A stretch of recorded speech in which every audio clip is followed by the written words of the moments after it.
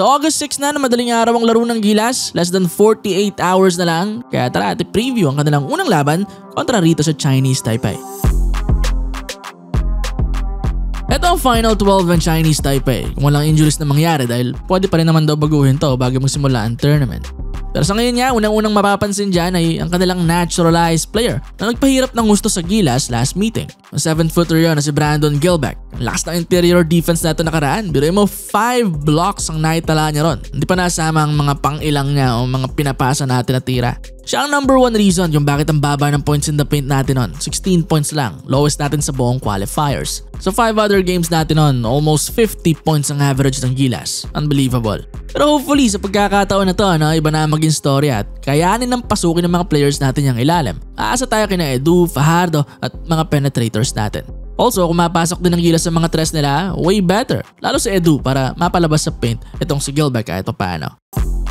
Isa pang aabangan si Muhammad Al-Bachir Gadiaga. Naka 21 points naman to sa Gilas nakaraan. Ito yung walang lahing Taiwanese pero simula bata siya nandun na kaya naging local sa FIBA. Magaling din talaga na player. Asian import din yan sa B-League. Alam niyo naman ang caliber ng mga Pinoy players natin doon para makuha sa Japan.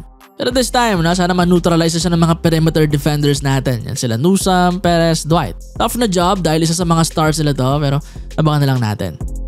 Sa shooters naman nila, huling meeting, ang daming nag-iinit sa labas. 2 player ang may 4 na tres, 2 rin ang may 3. At ngayon sa Asia Cup, 3 of 4 dyan na maglalaro. Yung Luchun Xiang lang ang wala dahil injured. So ayos para sa higher na chances natin. Though still, kailangan pa rin maging maingat. Ang dami pa rin nilang shooters. Kita nyo rin naman nung naglayab yung Macau Black Bears nung maluwag-luwag ang depensa ng Gilas sa labas. Kaya dapat sa rematch na to, aggressive kagad sila Perez kagaya ng ginawa nila nung second half versus Macau. Ilan pang tututukan ng iba pang local sa Taiwan na may lahi. Bukod kay Gadiaga, may magkapatid pa silang Robert at Adam Hinton kapwa naglalaro sa US. Last season, itong 22-year-old 6'4 guard na si Adam, 4 points a game in 28 games, while ang 6'5 naman na 19 anyos na si Robert ay 14 points a game in 27 games. Paliwanag yung future ng mga players na yan. Sa Asian basketball din, maaaring gumawa ng ingay ang mga to. May size, athletic at high ceiling na mga players. Sa hinaharap, mas dadalas na rin lumaro yan sa national team kapag hindi pinalad sa NBA. Lalo local sila sa FIBA. Pwede sila mag-Asian import sa Japan kagaya ni Gadiaga. In domestic leagues nila okay rin naman.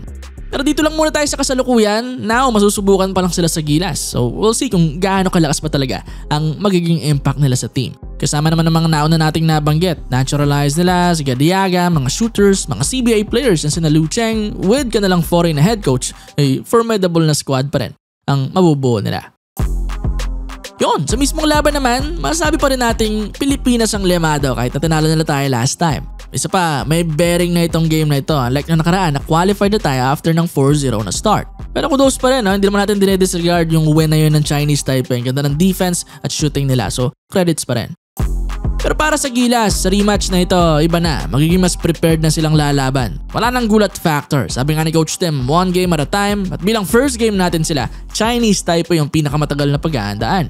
Lalo crucial din ang win natin sa kanila pati sa Iraq. Para ano man ang mangyari sa laban kontra New Zealand, may chance pa rin tayo. Kaya inaasahang mas gigil, mas ganado, mas intense ang laro ng Pilipinas dito kumpara noong nakaraan. Checklist, limit ang shooters, palabasan si Gilbeck sa ilalim or at least sabayan doon. Kay Al-Bachir, iba to ang isa sa mga best defenders natin at watch out din sa 2 US NCAA Young Guns nila. Sa players din natin, of course, si Brownlee kailangan mag-start early pa lang, si Edu at JMF, pumalag kay Gilbeck, yun lang naman ang malakas nilang big Well, sa mga guards at wings natin, yung two-way play nila, play ng role sa system, at 3-point shooting importante rin. Sa reality, lumakas man sila, still most ng players sa Taiwan kaya pa rin ng mga tao natin. At ngayong mas kailangan ng Pilipinas ang panalo na ito para at least top 2 or top 3 na finish sa group, maaaring mas mataas pa ang chance natin na manalo sa kanila.